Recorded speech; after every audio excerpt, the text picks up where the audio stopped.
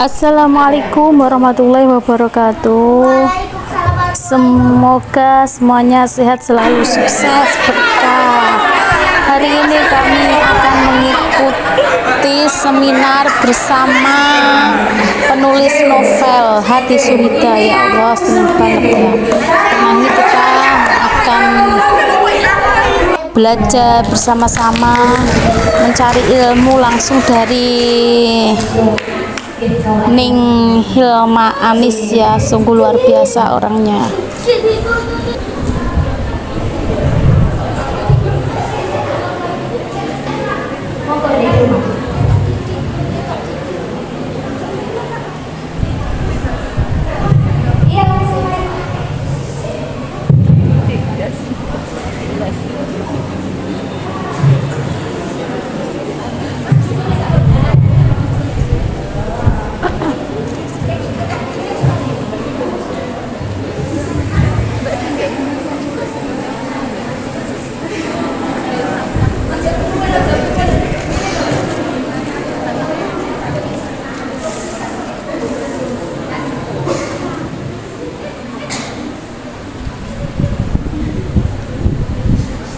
Mohon maaf, hari ini mohon berdiri untuk menyanyikan lagu Indonesia Raya.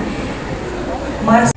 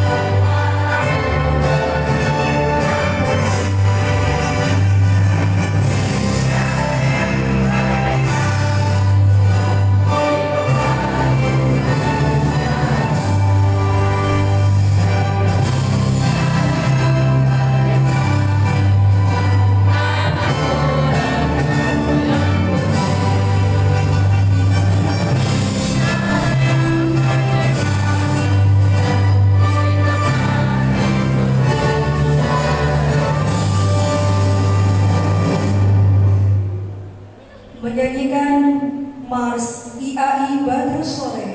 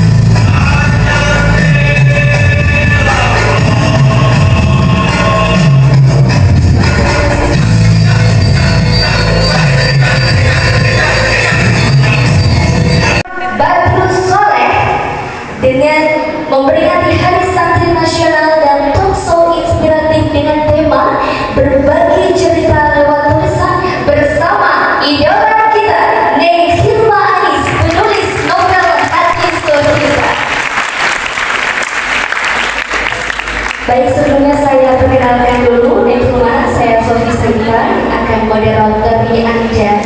Jadi Assalamualaikum warahmatullahi wabarakatuh. Gimana Mbak?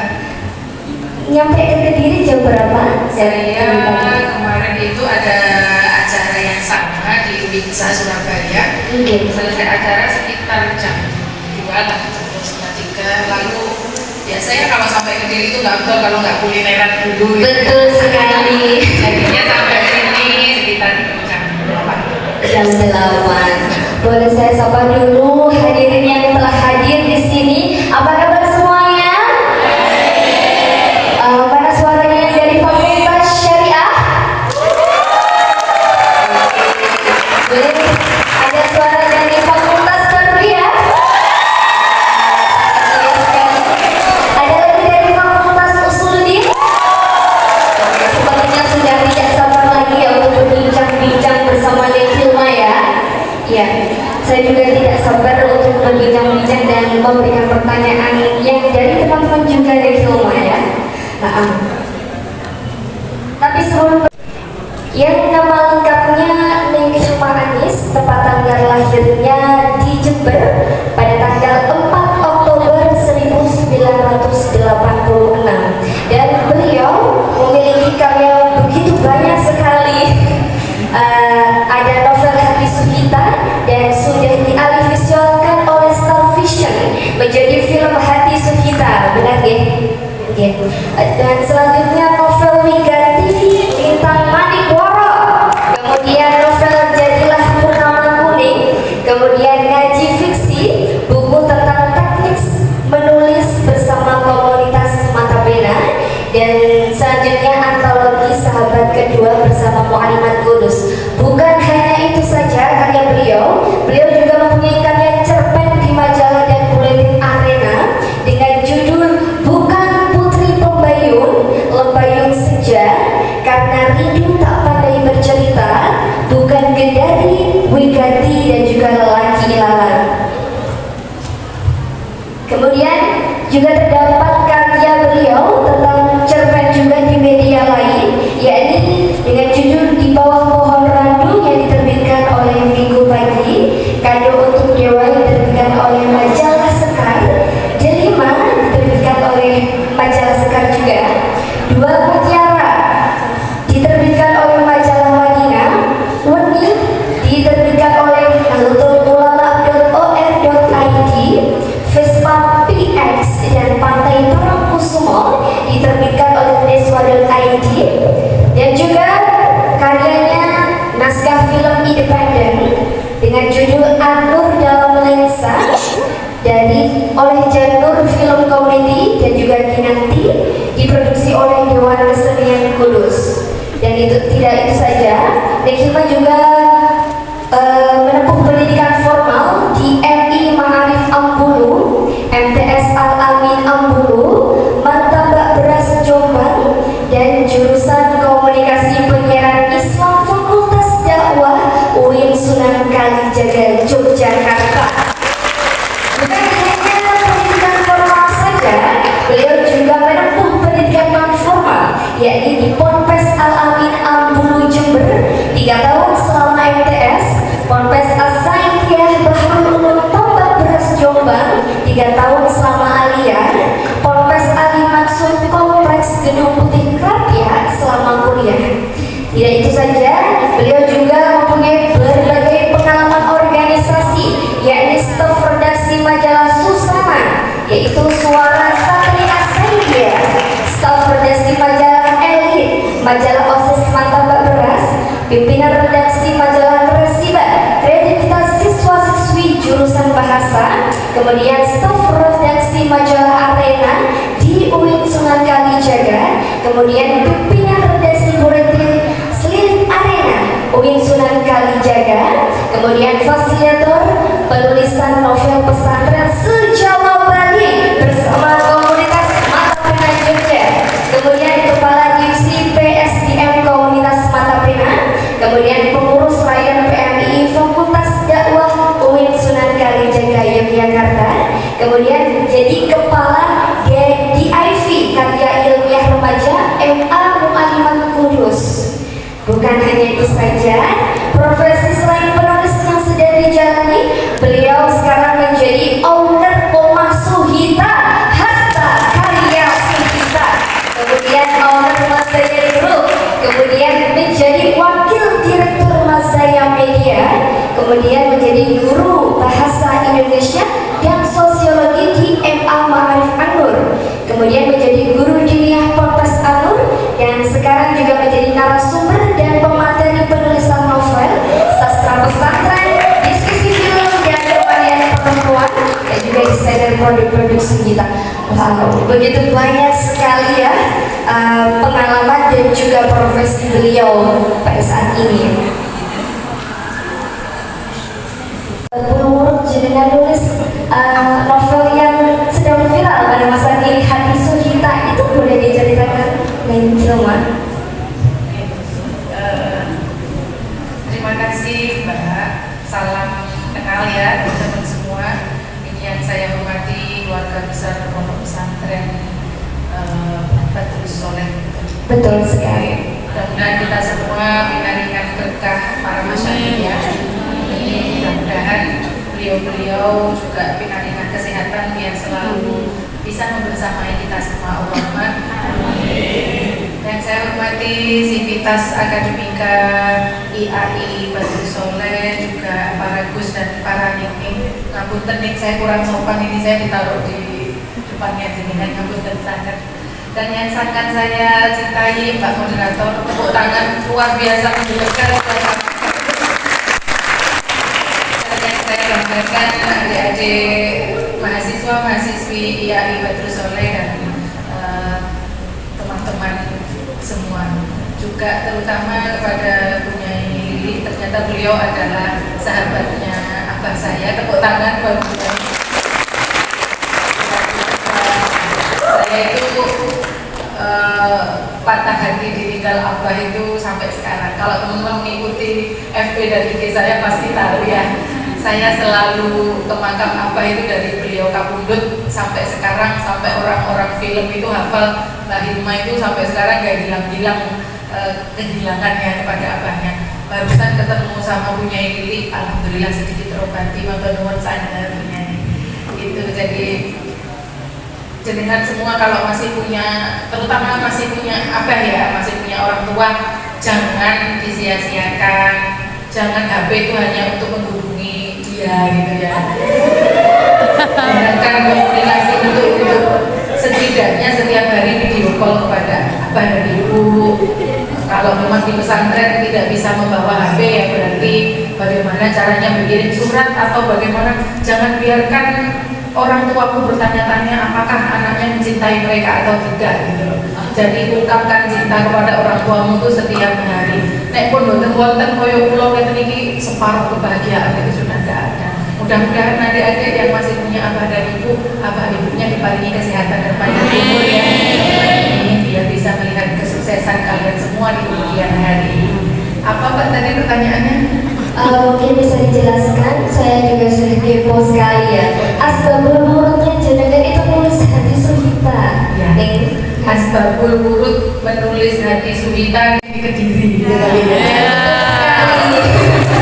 Apa dari dulu Mbak? Iya. Jadi ceritanya itu lucu Mas. Saking settingnya itu pesantrennya di Kediri, orang-orang itu se-Indonesia yang baca cerita itu sampai mencari-cari pondok pesantren Al-Anwar itu di Kediri yang mana sampai kalau ada mobil pasir putih itu ada motor itu yang ngejar-ngejar itu dikira itu bus biru. Mobil putih kok Kediri itu dikira kalau Bapak Joko bus biru. Itu kekuatan sastra yang orang-orang mengira itu yang saya maksud adalah Gus dari Kediri gitu ya. Padahal boten, itu hanya setting cerita. Entah kenapa saya itu punya perasaan khusus kepada kota Kediri. Saya juga padahal saya ini mondoknya di Tambak Beras dan di Jogja. Tapi kalau bikin cerita tuh kok malah settingnya itu Kediri. Akhirnya kemarin syuting itu selama 14 hari ya di kota Kediri. Terus habis itu film Suhita itu di disetel pertama kali ya di kota Kediri. Lalu posting pertama kali maaf di Bandar Kidul itu yang di Kediri. Makanya saya kalau sudah masuk wilayah Kediri itu rasanya tuh kayak masuk kepada sebuah romantisme. Seneng banget sama kota Kediri. Kalian beruntung tinggal di Kediri itu, beruntung banget, kota yang sangat tenang, kota yang sangat indah. Ya kalau siang panas ya memang. Kan di kota lain juga panas.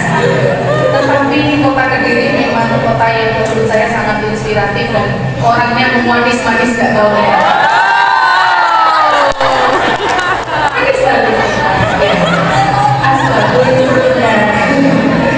Asbabulurnya itu begini. Di tahun sekarang tahun berapa teman-teman?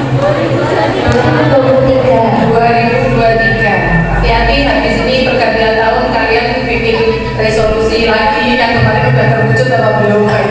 Iya betul. Di tahun 2019 pada saat itu sama dengan hari ini, waktu itu tahun politik ya, di sosial media lagi ramai-ramainya orang bertengkar dan berdebat soal capres dan cawapres. Nggak muda nggak tua isinya media sosial itu seputar itu. Saya hadir di media sosial itu membawa angin segar. Saya hadir di situ itu membawa sebuah cerita bersambung berjudul Hati Suhita. Jadi mungkin teman-teman kalau sempat mengikuti, Suhita itu sejujurnya bukan cerita yang memang diproyeksikan untuk menjadi novel, apalagi film buatan.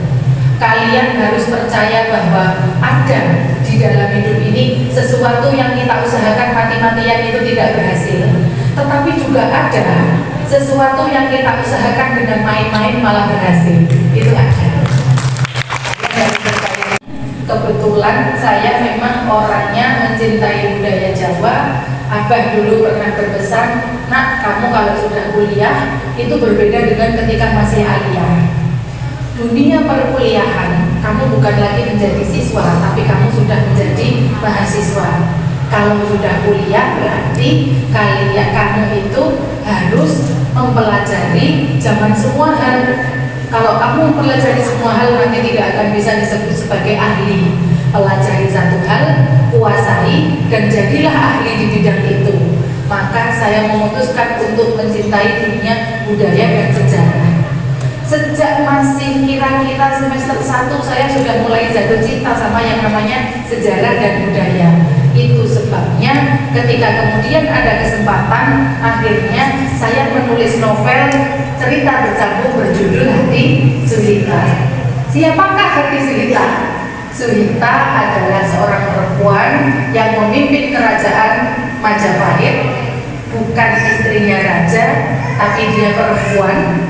Memang perempuan yang memimpin, bergelar Pramusti. Dia adalah perempuan yang sangat hebat, yang pada saat memimpin Majapahit dia bisa memenangkan kepemimpinan itu meskipun pada saat itu ada perang Parekrek yang sangat memilukan. Jadi perempuan ini adalah perempuan inspiratif, maka saya ambil menjadi judul sebuah cerita berjudul Hati Suhita. Dan itu murni iseng-iseng banget. Kadang-kadang orang bilang Suhita itu penanda kebangkitan sastra pesantren. Sastra pesantren sebelum Suhita sudah bangkit duluan. Tapi kalau Suhita itu penanda kebangkitan sastra digital. Kalau novel saya yang pertama, waktu itu saya semester 3, jadi mungkin seusia jenengan. Terus habis itu novel saya yang kedua, itu saya sudah dalam keadaan sudah menikah. Orang untuk mengkritisi sebuah karya sastra pada saat itu pasti menunggu bukunya terbit. Jadi setelah bukunya terbit baru dikritisi. Tetapi kalau di era digital tidak. Jenengan hari ini nulis, dapat 1 menit orang sudah bisa memberikan kritik dan masukan. Jenengan menulis, dapat 1 menit orang bisa mengapresiasi. Jenengan menulis, jenengan upload, dapat 1 menit orang sudah bisa memberikan usul, misalnya ini untuk selanjutnya bagaimana. Itu loh perbedaannya sastra digital. Nah, Suhita itu seperti itu. Maka sampai detik ini saya selalu meyakini bahwa Suhita itu sebenarnya bukan karena saya yang nulis, tapi karena jenengan-jenengan semua yang pada saat awal sampai sekarang terus mengawal karya itu menjadi seperti sekarang. Alhamdulillah. Jadi gitu Mbak, kalau tanya bagaimana asbabul wurudnya, dia lahir di FB sebagai cerita bersambung, saya tulis sampai 13 episode berhenti, kemudian saya lanjut di buku. Ceritanya kayak gitu. Memang awalnya iseng-iseng ya, dan iseng-isengnya menjadi sebuah rezeki yang begitu dahsyat. Alhamdulillah. Kira-kira Neng Hilma, saat proses menulis itu apakah ada terjadi kesulitan? Dan saya sempat mendengar isu, Neng, itu kalau nggak salah itu ada isu sempat ada kejadian yang katanya di media itu membuat Neng Hilma tuh sampai down ketika dalam proses penulisan novel Hati Suhita. Apakah benar? Betul. Jadi memang dunia digital itu kan dua sisi mata pisau ya. Satu bisa melukai orang lain, satu bisa melukai diri kita sendiri kalau kita tidak pandai-pandai memainkannya. Memang kemudahan di era digital itu kita dapat, tapi ternyata tantangannya kan juga ada, teman-teman. Iya. Pada saat itu komunitas gitu ya, atau platform yang online yang lain, boten. Saya luruskan, Suhita itu hanya ada di FB saya pribadi, tidak di satu komunitas. Kemudian di bab 7, 8, 9 lancar. Semakin lama dari waktu ke waktu yang membaca semakin banyak, di-share oleh begitu banyak orang. Bahkan tidak hanya di FB teman-teman, masuk juga ke grup-grup WA pada saat itu, masuk juga ke Twitter, masuk juga ke sana kemari, bahkan masuk juga ke YouTube-nya konten-konten kreator itu, yang itu bukan saya. Kemudian kira-kira di bab 13 itu tiba-tiba ada musibah yang itu tidak pernah saya duga-duga sebelumnya, yang saya juga pemain baru di dunia digital. Ternyata Suhita itu diklaim sama orang kalau itu dia yang bikin, nama saya dihapus, diupload ulang menjadi nama dia, sudah gitu dia memfitnah bahwa saya mengambil karya dia. Jahat sekali berarti nih ya. Sakit nggak kira-kira? Sakit. Dengan yang susah payah yang mendapatkan orang lain gitu. Akhirnya saya memutuskan untuk ini kalau diteruskan jangan-jangan orangnya nanti semakin menjadi-jadi, nanti semakin mendekati endingnya malah dia yang menerbitkan menjadi buku. Akhirnya saya patah hati, memutuskan untuk nggak usah ngapa-ngapain, tapi dukungan datang dari banyak pihak, bahkan dari Kiai Haji Mustofa Bisri pada saat itu, dari teman-teman penulis, dari para ning, dari teman-teman pembaca. Neng Hilma jangan berhenti, kalaupun tidak di-upload di FB tidak apa-apa, tapi itu harus selesai menjadi buku. Teman-teman, saya itu termasuk jenis penulis yang memang memiliki kecintaan kepada bidang yang saya sebutkan tadi, sejarah, budaya, wayang, pesantren, termasuk juga di dalamnya gamelan dan lain-lain. Dulu di Jogja, kalau ada tulisan dari media cerpen, kok cerpen itu misalnya sudah hilang, misalnya di koran-koran, kan biasanya kalau kita nulis di koran-koran itu kan lama-lama korannya jadi bungkusnya si kucing gitu ya. Nah itu teman-teman saya sambil makan nasi kucing itu menemukan selembar sesobek kertas, terus ada cerpennya, sudah hilang ilustrasinya, hilang judulnya, hilang namanya, cuman ada ceritanya. Itu bisa tahu loh kalau itu saya. Ini mesti Hilma, kamu dok yang nulis gitu. Kok tahu mas? Tahu, siapa lagi yang tulis kayak gini kalau bukan kamu? Saking khasnya. Kalau sudah tulisan itu berbau Jawa, tokohnya dari perempuan Jawa, ada unsur-unsur pesantrennya sedikit, ada unsur filosofi Jawa, di situ ada wayang, di situ ada budaya, berarti Hilma. Maka ketika kemudian masuk ke era digital, orang-orang kan yang orang-orang lama tahu kalau Suhita itu pasti saya yang nulis. Tapi kalau orang-orang baru kan tidak tahu ya Pak. Nah, karena itulah saya menjadi down pada saat itu. Itu sekaligus membuktikan pada teman-teman semua bahwa hidup ini memang tidak mudah. Tapi kita harus ingat bahwa keberuntungan itu hanya milik orang-orang yang berani. Ingat itu ya. Iya, berani ya. Pasti itu pasti. Kalau kita nggak berani ya nggak bakal beruntung. Bejo itu hanya untuk orang-orang yang berani. Kalau nggak berani ya nggak akan beruntung kayak gitu. Berarti menulis itu tidak segampang yang kita bayangkan ternyata ya nih. Nah, untuk mengatasi tersebut setelah jenengan down nih, apa yang membuat jenengan bangkit kembali itu? Belum ada yang memberitahukan. Satu, bahwa wanita itu esensinya. Ketika Koko Jengger berkata wanita itu begini, wanita itu begitu, wanita itu begini, wanita itu begitu, itu ya. Banyak teori-teori bagus soal wanita. Tapi kalau di dalam versi seorang Suhita dan Hilma Anis, wanita itu adalah wanita apa? Berani bertapa. Wanita biasanya kan wani menata atau wani ditata atau apalah namanya. Kalau di dalam Suhita, wanita itu adalah wanita apa? Berani bertapa.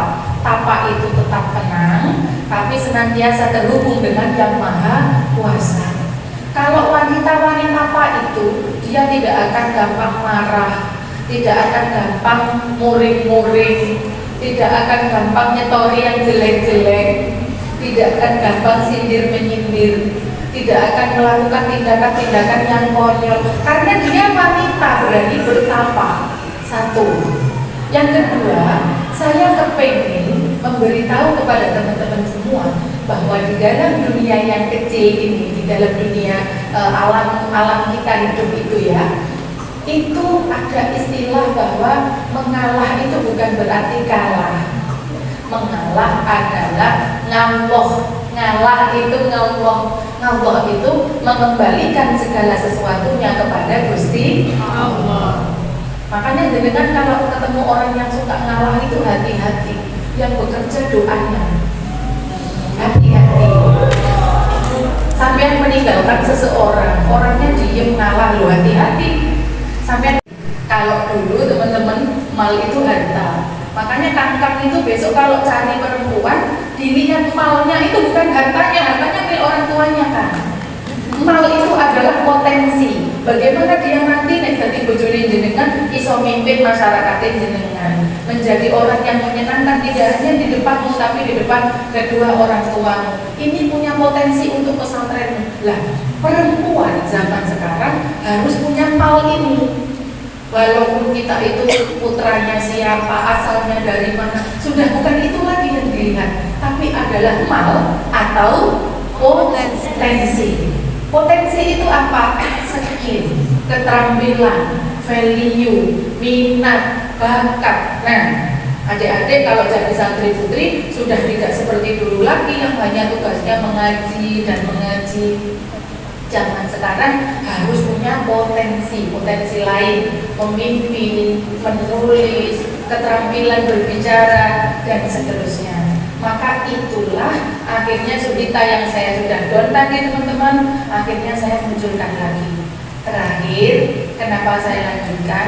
Karena saya kepingin menunjukkan kepada para pembaca bahwa kalau kita itu ditinggalkan saat lagi sayang-sayangnya itu nggak apa-apa.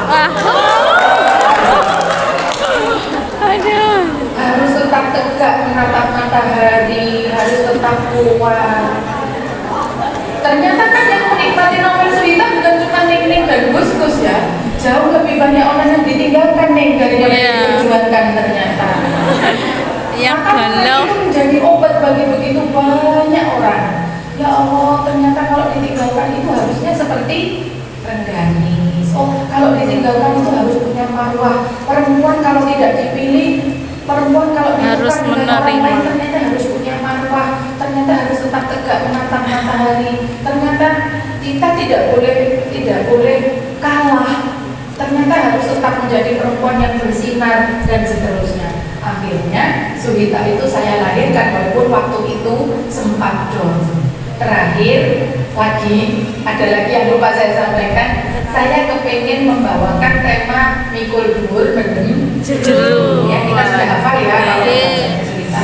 Coba saya tanya dulu, ini timnya Alina ada berapa? Di belakang saya ini pasti Alina semua. Kalau Ning itu sudah pasti timnya Alina. Biasanya Ning itu kalau sudah dengar nama mantan suaminya tuh, ada pokoknya gigit-gigit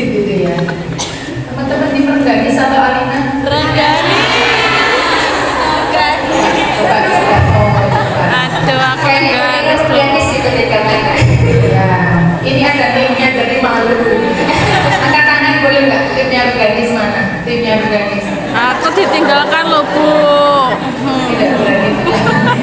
Tidak berani dengan katanya. Ngomong-ngomong, teman-teman sudah nonton filmnya?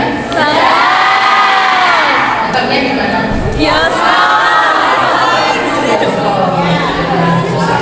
Jangan nonton yang bajakan, karya ya. Dulu Mbak, sebelum cerita itu difilmkan, kapan nih ada di bioskop? Mbak saat muncul di bioskop tanya, kapan akan di Telegram? Kami tidak sempat nih ke bioskop, saya usaha.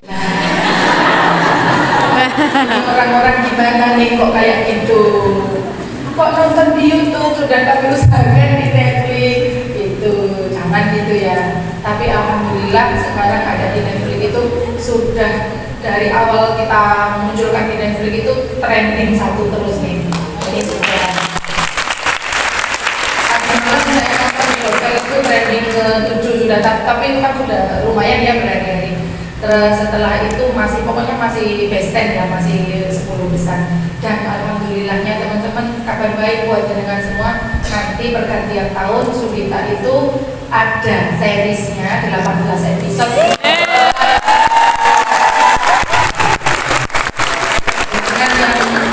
Katanya kemarin komennya gimana nih itu kurang panjang, kurang ini, kurang itu. Dari kemarin belum minggu buang tentang sudah kita ambil gambarnya, sudah kita edit. Jadi Suhita itu menjadi satu-satunya film di Indonesia yang syutingnya antara film dengan series itu bersamaan gara-gara penulisnya terlalu idealis. Saya memang nggak mau ada pergantian pemain teman-teman. Jadi pokoknya kalau mau diseriskan pemainnya harus itu, kemudian Alinanya harus itu, Rengganisnya harus itu, tidak boleh ada pergantian pemain dan setting. Maka syutingnya untuk series itu sudah diambil. Jadi kalau film lain itu syutingnya untuk series itu belakangan, diutamakan yang di bioskop dulu, Sudita enggak. Saya bukti sama Pak Produser dia, oke, kita ambil sekalian seriesnya. Jadi nanti ditunggu ya untuk setelah tahun baru. Iya, pasti. Film terbayang ya, kita untuk series terbaru ternyata ada gitu, sudah ditunggu-tunggu nih ya. Sebenarnya saya nggak boleh membocorkan ini sih. Oh gitu. Tapi saking sayangnya saya sama teman-teman. Jadi saya itu juga saya sempat nonton di bioskop udah 2 kali nih.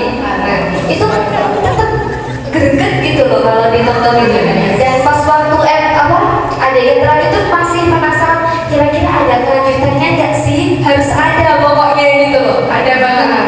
Bayangin aja nonton di bioskop 2 jam 17 ya durasinya Sudita itu. Tapi setelah itu ditambah 18 episode. Kira-kira seneng nggak kalian? Seneng banget. Dan itu adegannya tuh selalu membuat penasaran ya, betul ya? Iya. Gimana sih nih caranya Nikila itu menghipnotis penonton, menghipnotis pembaca sehingga sampai membuat penasaran itu? Apakah mungkin ada teknisnya nih? Terlebih di penulisan novelnya juga. Ya, nih. Ini untuk yang kepengen dari penulis silahkan dicatat. Iya. Kalau untuk yang tidak kepengen menulis menjadi penulis, seneng. Nomor 1 seneng, nomor 2 kenceng. Kenceng itu gimana? Nekat. Adik-adik, cak-cak, mas-mas, mbak-mbak, percayalah kepada saya yang sudah tua ini. Sudah tua loh saya itu. Orang bisa mencapai keberhasilan itu bukan karena kemauan. Kalau zaman dulu, di zaman saya masih seusia dengan, asalkan kita punya kemauan, kita pasti akan bisa mencapai kesuksesan. Sekarang tidak. Dunia sudah sedemikian kerasnya. Orang bisa berhasil itu sekarang kalau nekat. Mau cari ini Semar, nek duwe karep ndoro, ampun namung karep ndoro, tapi pokno tenggone tekad. Sebab tekad itu poke karep, harus nekat.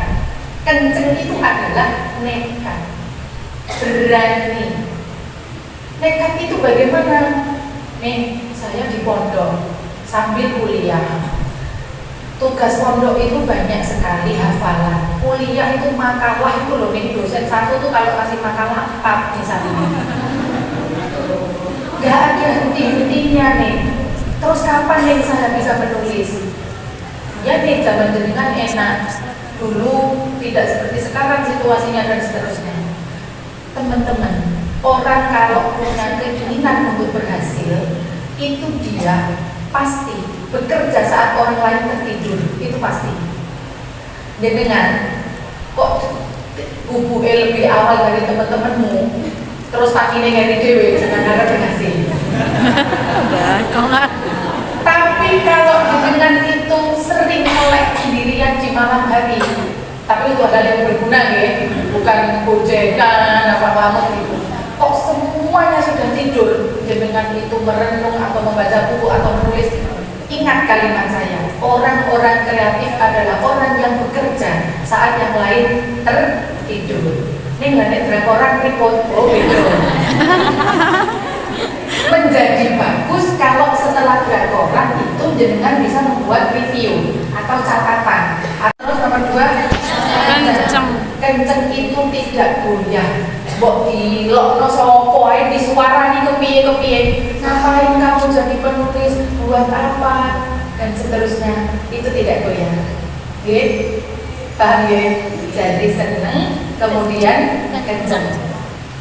Selanjutnya adalah apa? Kepareng. Kepareng itu sebenarnya diizinkan atau diridhoi atau direstui. Nah, punten saya ini lama tinggal di pesantren, saya 13 tahun mondok. Jadi hal-hal yang berkaitan dengan pesantren tidak bisa dipisahkan dari proses kreatif saya. Kepareng, kalau jenengan belum punya suami, berarti harus mendapatkan izin dari orang tua. Pak, Bu, saya mondok, saya ngafalin Al-Quran sambil kuliah, sambil mondok, tapi saya kepengen jadi seorang penulis. Mohon izinkan saya. Itu namanya kepareng. Ini nggak betul diizinkan pripun? Ya di lobby. Pripun caranya? Yang di lobby itu biar sampai kita bisa memberikan manfaatnya, bisa kita menjelaskan sampai kita diizinkan. Kalau sudah menikah, kepareng itu berarti izin dari suami. Ini nggak betul nansang pripun? Ya pripun caranya dirayu dulu biar boleh, asalkan jangan sampai kita menjadi seseorang yang itu menurut kita itu sesuatu yang bermanfaat tetapi tidak diizinkan oleh orang yang berhak. Wilujeng itu apa?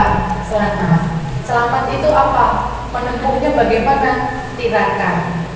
Caranya tirakat kalau penulis itu bagaimana? 1, dicatat kalau pengen jadi penulis ya minimal seperti Sunita. Kalau nulis harus dalam keadaan berwudu.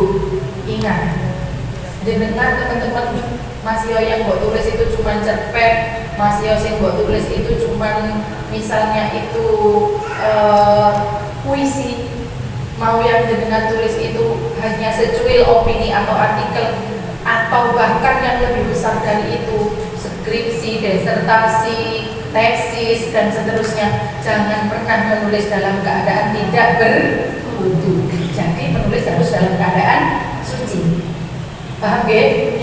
Harus dalam keadaan suci. Yang kedua, semasa menulis itu kita harus tirakat. Bentuknya tirakat itu apa? 1, sering berdoa. Kalau mau nulis harus tawasul dulu. Tahu tawasul ya? Kepada siapa nih? Yo ke kiai jenengan, ke guru jenengan, ke orang tua jenengan, kepada para ulama, biar kita ini dijaga. Kan kalau kita menulis itu yang dicari bukan banyaknya, tapi berkahnya. Biar yang kita tulis itu tidak hanya bernilai secara ekonomi, tapi juga bernilai secara keberkahan. Tawasul. Setelah tawasul apa? Masih ada lagi? Ada. Ziarah. Jangan dikira kalau yang ditulis itu cuma novel terus habis itu kita itu enak-enak nulis apapun itu harus ditirakati, diriadoi. Maka yang menjadi penting adalah 1, harus berwudu, harus tawasul, harus berziarah. Kemana nih ziarahnya? Ya yang terjangkau saja, kedua orang tua, gurumu, kiaimu, wali-wali terdekat rumahmu, harus itu. itu kalau mau menjadi penulis yang sungguh-sungguh dalam tanda petik yang tulisan itu bisa membawa berkah di dalam hidupmu di dunia dan akhirat. Gitu ya. Jadi ini jadi agak serius ya nih pembahasannya. Jadi gitulah, mau nulis apapun harus itu. Catat ya buat story ya nanti ya. Oke, pertanyaan selanjutnya nih, kira-kira novelnya Hanis Wita itu apakah diambil dari kisah nyata nih? Aduh, karena memang kita membacanya, menonton itu begitu dramatis sekali seperti kisah nyata. Kalau dengan melihat saya, dengan kan ini biasanya lihat saya kan di media sosial, sekarang melihat saya secara langsung ya. Kira-kira Sudita itu kisah nyata atau bukan? Penasaran. Terus kalau kisah nyata tuh saya Alina Marganis. Ayo jujur. Saya tuh sejak Sudita kisah nyata. Berarti kalau kisah nyata saya Sudita Marganis. Awas ya jawab Umi ya. Awas. Awas ya. Jadi sebenarnya kalau menurut Neng gimana? Sudita itu kisah nyata atau betul? Campuran katanya. Rasa-rasanya tidak ada penulis yang rela menuliskan tentang dirinya sendiri. Jadi Sudita itu tak buka ya di sini. Saya itu semasa nulis Sudita itu banyak loh Neng yang curhat ke saya itu Neng di DM itu Neng. Banyak yang bercerita tentang pernikahannya, bahkan ada Neng yang lebih dari 7 bulan gak dia papain itu ada. Ya Allah. Bahkan ada yang anaknya sudah 4, sudah 5 tapi belum bisa mencintai suaminya, ada. Dan baru bisa mencintai setelah baca cerita, maksudnya mulai membuka diri, masih kan biasanya Neng itu punya kadarmannya masing-masing ya. Kalau terus punya garis, biasanya Neng itu di dalam hatinya itu punya dharma masing-masing yang sangat mencintai tapi nggak pernah berani mengungkapkan karena sadar diri dan sadar posisi ya.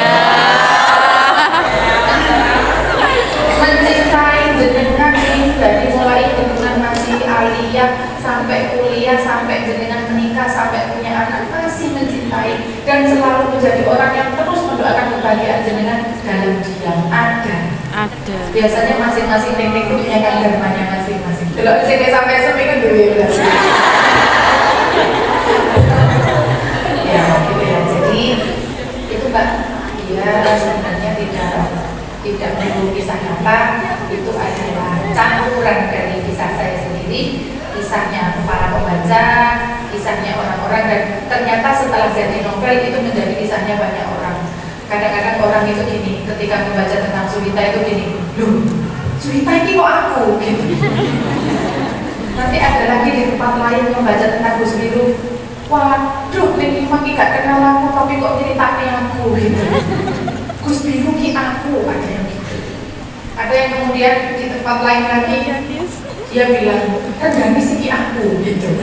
Ditinggalkan. Terus di tempat lain lagi ada penyanyi yang bilang, loh ya Allah loh, saya nggak pernah cerita, nggak pernah kenal sama kamu, kita belum pernah saling cerita. Tapi saya buat cerita nih kini sebagai tokoh Umi itu saya loh. Nah, jadi akhirnya cerita itu menjadi dharma terutama. Santri-santri sing suwun ngambil niki dalam dian tuku apik dharma ki aku. Jadi kisah banyak orang ya kayaknya. Itulah kisah itu kalau bagus itu tidak hanya menarik bagi penulisnya, tapi ternyata dia bisa dimiliki oleh semua orang. Maka orang kalau sudah baca Sudita, lihat novelnya itu merasa sepertinya aku nonton film, tapi ternyata nonton kisahku sendiri. Iya.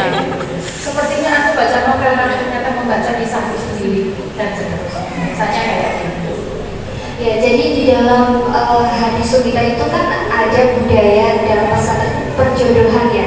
Nah ini kalau ada seorang anak santri atau santriwati ataupun juga Neng gitu, kalau dijodohkan itu harusnya gimana nih? Kalau menurut jenengan itu? Kalau kalau ada ning atau santri dijodohkan harusnya gimana? Baiknya itu gimana gitu? Kalau saya nomor 1 dalam hidup, orang itu harus nurut apa kata kedua orang tua. Kalau saya kayak gitu. Soalnya saya tuh punya cerita teman akrab saya sendiri, akrab tomboy. Dia sebenarnya nggak punya pacar, tapi dia nggak mau dijodohkan karena belum mau menikah gitu ya, masih kepingin kuliah lagi dan lagi.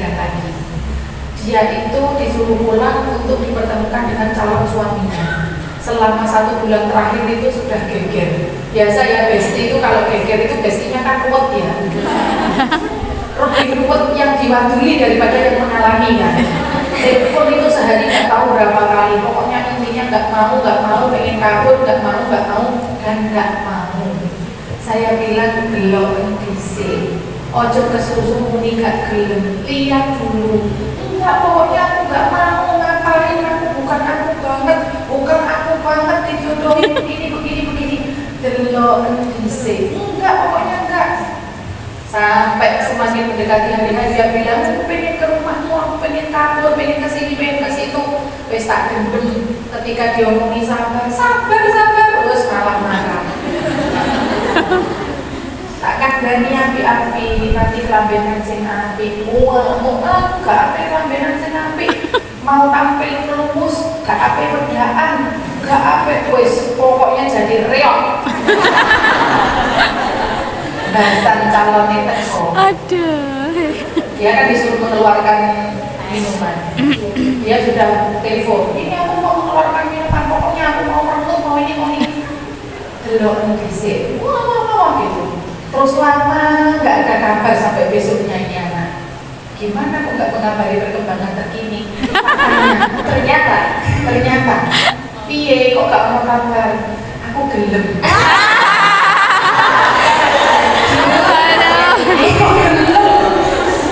Tiba-tiba ganteng ya.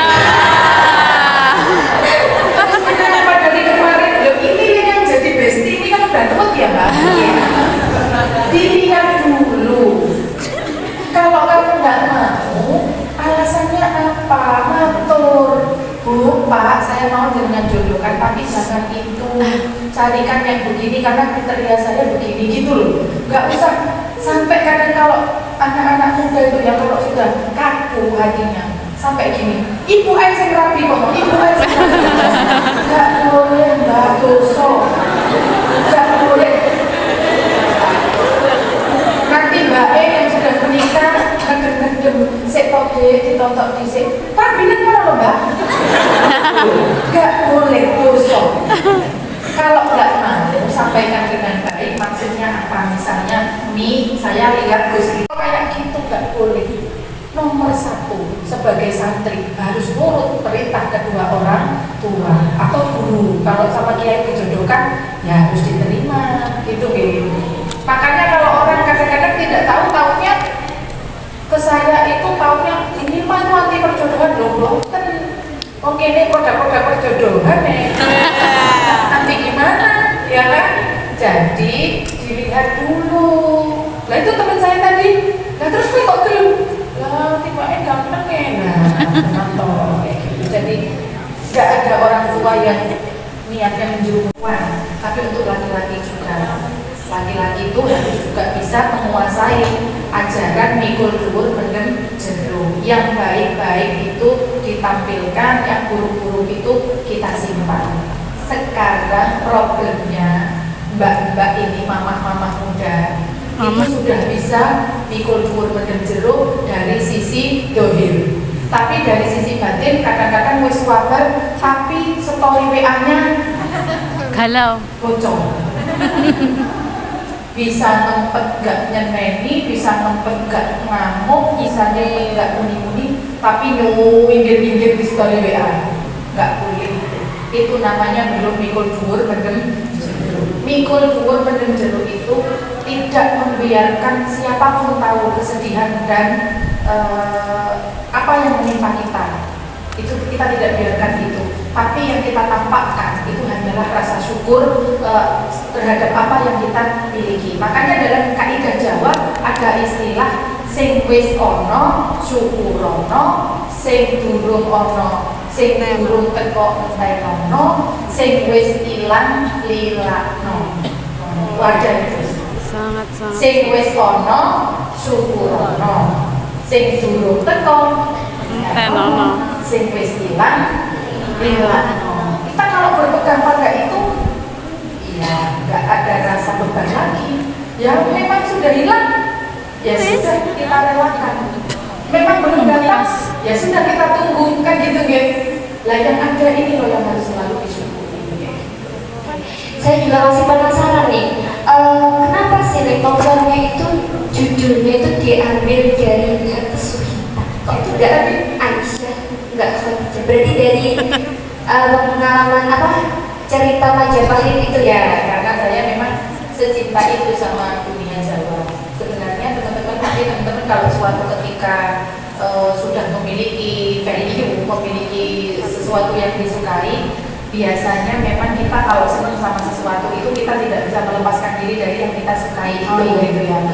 Saya itu punya satu buah buku yang semacam manuskrip gitu ya, saya tulis di catatan kayak di buku yang kuno gitu. Itu nama perempuan-perempuan hebat dari zaman prakolonial sampai sekarang. Di situ ada Sugita, ada Gayatri, ada Sri Kandi, ada semua perempuan yang hebat ada di situ. Yang itu sewaktu-waktu pasti saya pakai untuk judul buku itu pasti. Maka dengan kalau senang sama sesuatu itu harus ditulis biar suatu ketika kalau pas idenya harus kita gali, kita punya tatapan kayak gitu. Makanya judulnya adalah Hati Sugita. Kalau judul-judulnya Hati Hilma gitu nggak mungkin jadi film ya. Kan itu menjadi menarik ya, menjadi menarik karena dibunyikan juga bagus.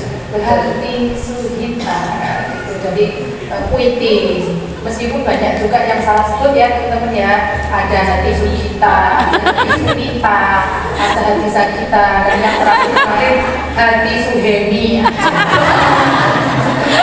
Suhemi ini salah satu dosennya itu diri juga Hati Suhaimi ada namanya ya. Ya, kadang orang kan sulit yang mengingat nama Hati Sugita itu kan memang sulit. Jadinya Hati Suhemi ya intinya tetap Sugita Iya. Kalau Suhaimi ada ini namanya dosennya Kiai Iqbal. Salam ya. Pak dosen atau Bu dosen? Pak dosen. Pak dosen. Salam ya. Oke, mungkin saya kasih waktu untuk penonton, untuk hadir yang ingin tanya mungkin boleh silakan angkat tangan.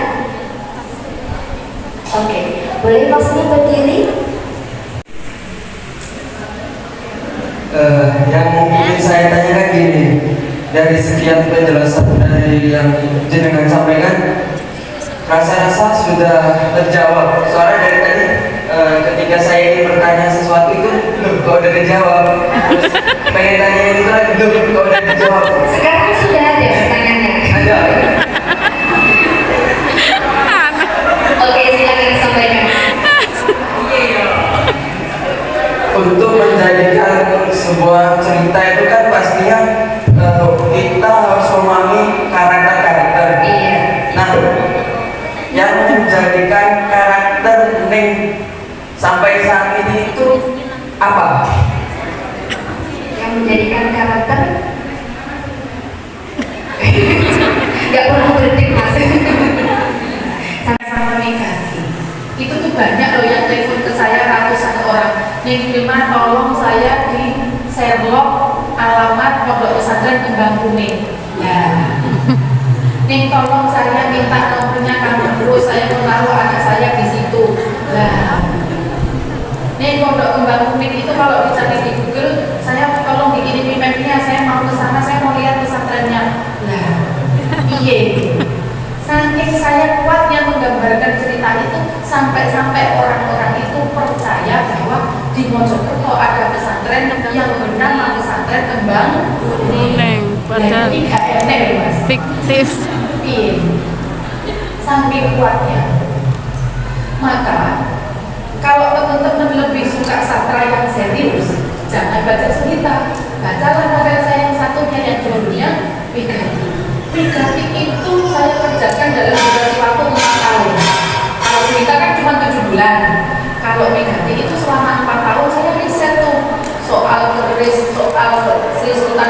Buana dari 1 sampai 9. Kemudian soal budaya, soal mistisisme di pesantren itu ada di novel Migati. Maka salah kalau orang bilang ini masukannya hanya menceritakan tentang Ghosnola. Salah, saya bikin tokoh orang biasa itu berkali-kali. Dan alhamdulillahnya sekarang Migati itu sudah mulai digarap filmnya. Alhamdulillah.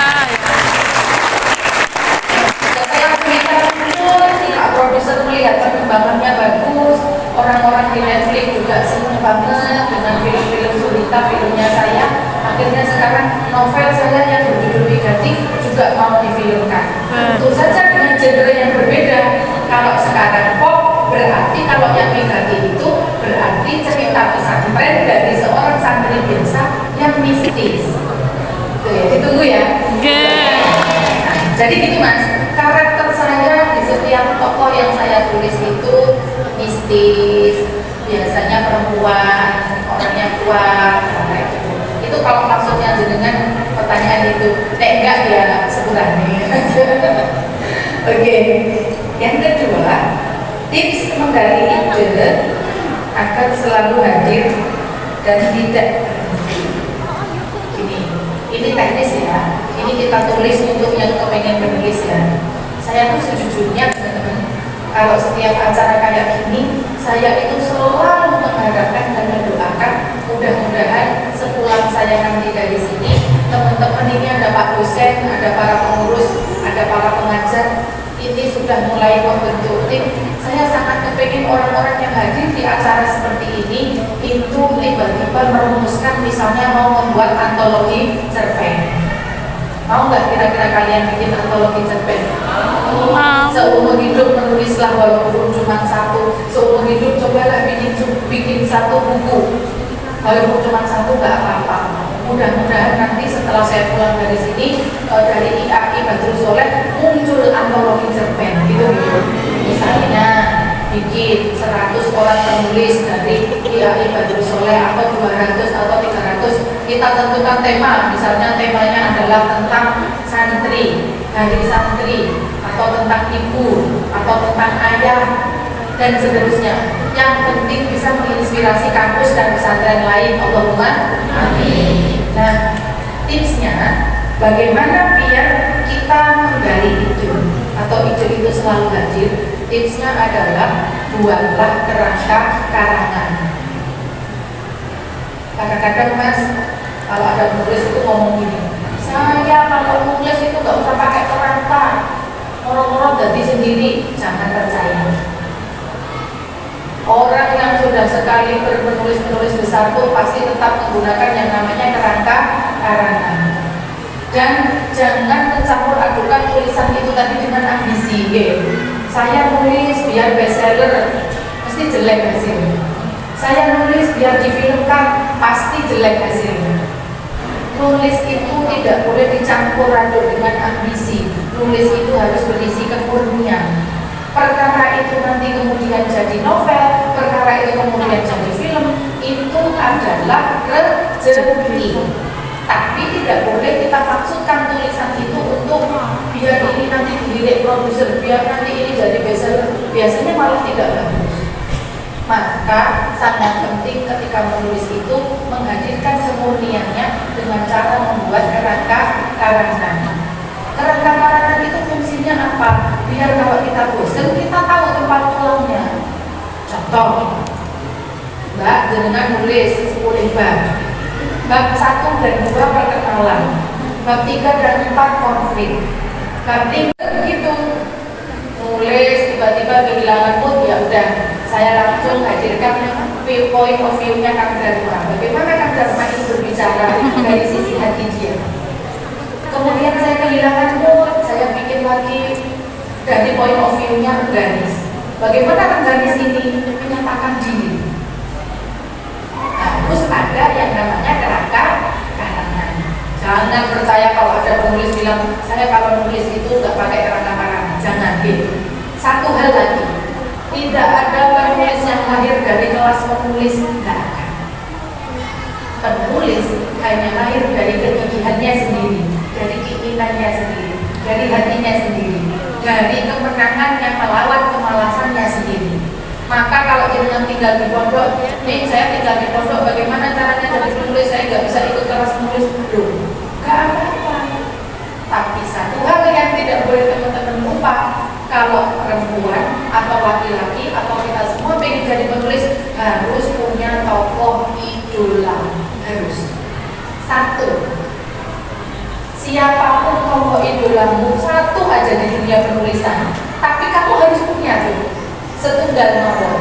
Contoh, saya suka dengan karyanya Umar Khayyam. Ini kalau guru-guru pasti ingat ya, Umar Khayyam itu siapa. Mulai cerpennya, judulnya Seribu Kunang-Kunang di Manhattan, Sri Sumara. Dari debut pertama beliau nulis, cari coba di toko online, walaupun sudah usang, sudah bekas, sudah brodol-brodol, itu dicari. Belajarlah dari karya beliau, bagaimana beliau membuat awal, bagaimana beliau membuat konflik, bagaimana beliau membuat ending. Nah, nanti kita akan dibimbing oleh tokoh idola itu. Itu gini, kalau dengan pengen jadi penulis, berarti harus punya tokoh idola. Kira-kira kayak gitu. Satu aja yang penting ditemui. Kira-kira gitu, Mbak. Oke. Ini sepertinya Nawani ada yang ingin bertanya ini. Oke, monggo. Baca novelnya, bukunya datang sekitar jam 10 pagi, malam saya sudah hafal. Saya ingin penasaran nih.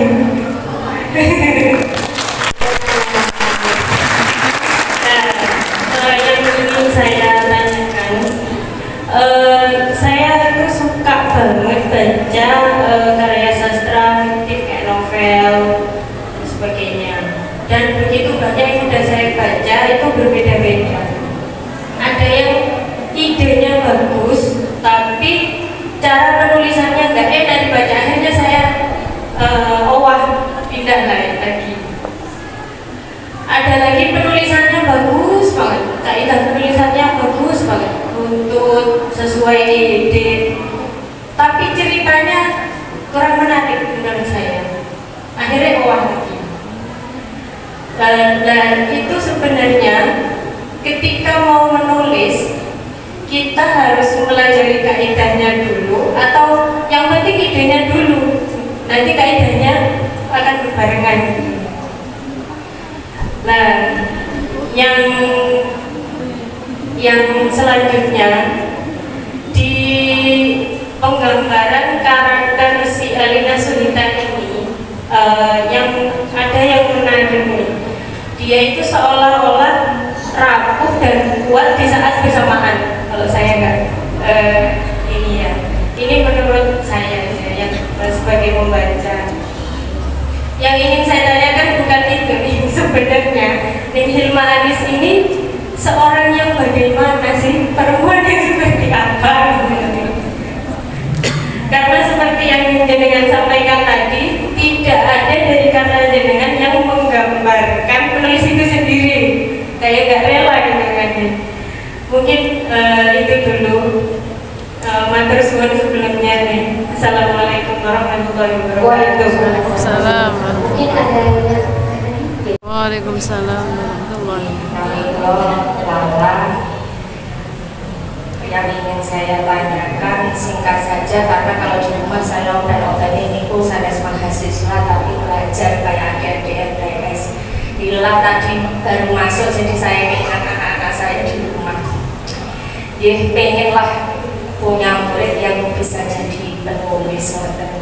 Cuman untuk anak-anak pelajar itu pasti sangat berbeda dengan mahasiswa. Jadi mungkin dari Ning Hilma ada tips-trik untuk bagaimana cara biar anak-anak umur pelajar MTS, aliyah, SMK seperti itu, mulainya dari mana, memotivasinya seperti apa, prosesnya bagaimana.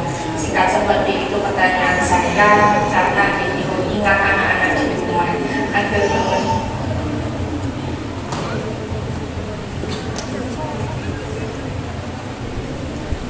silakan deh untuk menjawab pertanyaannya dari Nawani. Kita baca cerita secepat itu ada ya. Ega ya kalian, saya bikinnya 7 bulan loh. Bacanya langsung habis. Iya itu bunyai pada cerita itu tak libur no bagi mana cipu aku novelin jenengan. Ya Allah. Sampai Desember Biasa memang dulu tuh banyak sekali pondok-pondok yang tidak boleh ada novel masuk, tapi setelah Sugita ada, Wigati ada kan akhirnya ketika di profiling, oh ini orangnya gak bahaya kan gitu. Kalau yang nulis 5 tuh ya dia orang pondok juga, dia mengelola pondok juga, jadi pasti tidak berbahaya, akhirnya kan boleh masuk. Tapi ada memang pesantren-pesantren tertentu yang sampai hari ini tidak boleh baca novel kecuali Sugita. Terus ada pokoknya ceritanya. Pertanyaannya bagus sekali. Apakah kalau orang penulis itu kaidah dulu atau ide dulu? Bagaimana yang lebih dulu itu yang mana, kan begitu? Kalau ketika kita itu ngapunten ya nih, kalau sedang berproses kita tidak bisa memisahkan dua hal itu. Kita memang harus belajar ide dulu, kita juga sekaligus juga belajar kaidah dulu kalau kita sedang belajar. Tapi ketika kita sudah bertarung di hari H, bertarung ketika kita menulis, nomor satu yang harus kita dulukan adalah ide. Ide dulu nih. Ide itu mahal sekali. Makanya saya bilang kalau seorang penulis itu harus selalu terhubung dengan yang maha kuasa. Sebab apa? Saya pernah mengalami sendiri di masa nulis Wigati. Saya itu kan kalau nulis itu setiap hari saya itu kalau sudah masuk dalam fase menulis itu saya dekem di kamar itu nggak keluar-keluar kecuali untuk makan dan sholat. Kadang-kadang malah jarang makan. Memang kalau pada saat seperti itu kita itu memang sudah seperti apa ya, pikiran itu sudah intinya menulis gitu. Anak nggak tak urus wis apa jare mbak-mbak. Suami juga nggak tahu urus, kalau suami nggak urus jadi bapak ya. Apa jadi GoFood? Saya bilang ke suami saya, maaf ya, saya kalau lagi nulis itu nggak masak. Padahal saya tahu suami saya itu tidak bisa makan makanannya mbak-mbak dalam karena beliau orang Jawa Tengah, lidahnya cenderung manis, sementara yang di rumah saya mbak-mbak itu cenderung kalau di Jember kan agak pedas gitu ya, pedas seger gitu. Kata suami saya, nggak apa-apa Bu, kamu nggak masak juga nggak apa-apa. Menurut saya kamu lebih cantik dan lebih bersih kan saat menulis daripada memasak. Kalau orang tulis kan di depan laptop kok nggak kan. Nah, saya kalau menulis itu memang sama sekali tidak terhubung dengan dunia luar. Yoga FB nan, yoga atau di Instagram yang nggak kemana-mana, full seharian itu baca buku. Menurut saya orang itu kalau mau masakannya enak, belanjanya di pasar itu harus lama, tepat, semua bumbu-bumbu harus dilengkapi, cari ikan yang paling segar, ibaratnya begitu. Jadi lebih lama nyari bahannya daripada menulisnya. Itu kalau saya. Suatu ketika saya kalau sudah membaca buku, apalagi kalau yang saya tulis Wigati itu kan lama sekali. Suatu ketika teman-teman, saya mulai nulis itu jam 1 malam, terus sampai hampir subuh. Assalamualaikum, ngantuk-ngantuk waktu itu jam segitu. Tertidurlah saya di meja. Saya ingat, ya udah saya tidur aja di meja karena sudah gak kuat lagi menahan ngantuk. Pagi mau ngajar itu tak belok kan laptopku ya.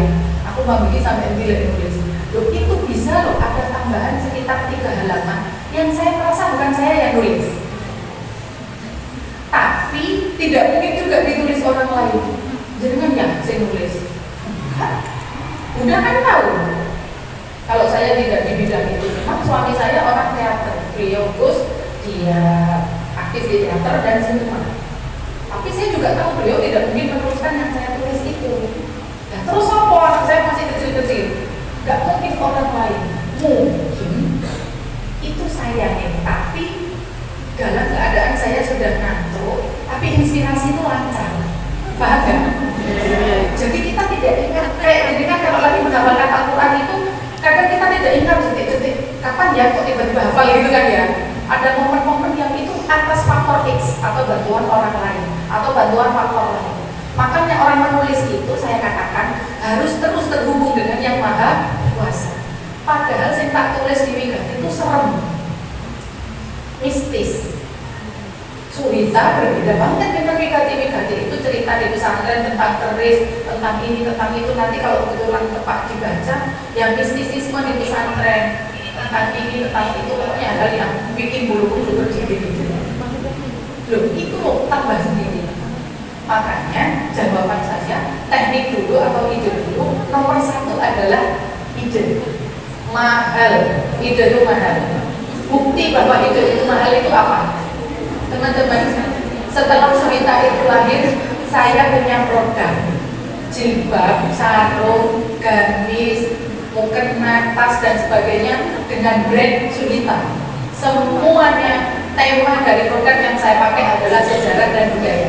Hari ini yang jenengan lihat saya pakai ini adalah jilbab terbaru dari Suhita seri sejarah rempah. Kenapa seri sejarah rempah? Saya sekarang kalau mempelajari sesuatu tidak hanya saya wujudkan di satu karya tulis, tapi juga di produk.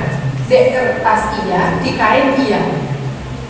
Saya baca tentang sejarah rempah, sejarah masuknya bangsa barat ke Indonesia, rempah-rempah apa saja yang diperlukan. Tak tulis, tapi juga tak gambar. Jilbab lumrahnya harganya paling 100.000, 50.000, 100.000 dan seterusnya. Jadi seperti yang Pak Iko tadi, jawabannya kaidah dulu atau ide dulu. Berarti jawabannya adalah ide. Tetapi kalau hari-hari biasa tetap juga harus kita pelajari bagaimana dengan kaidahnya.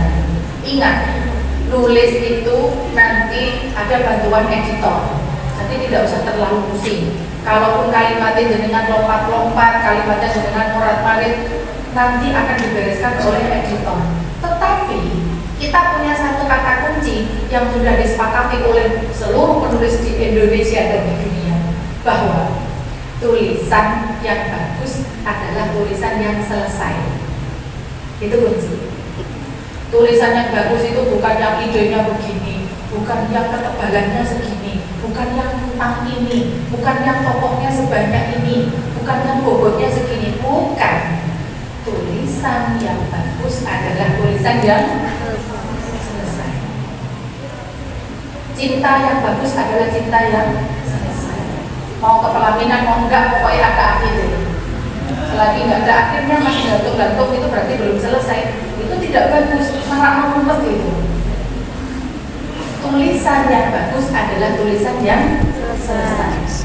Makanya nomor satu berarti adalah ide, baru kemudian itu kaidahnya. Tetapi ide atau kaidah intinya tulisan harus selesai. Bisa dipahami, Beb? Oke. Sekarang saya ke pertanyaan Ning Lala. Ning, ngapunten.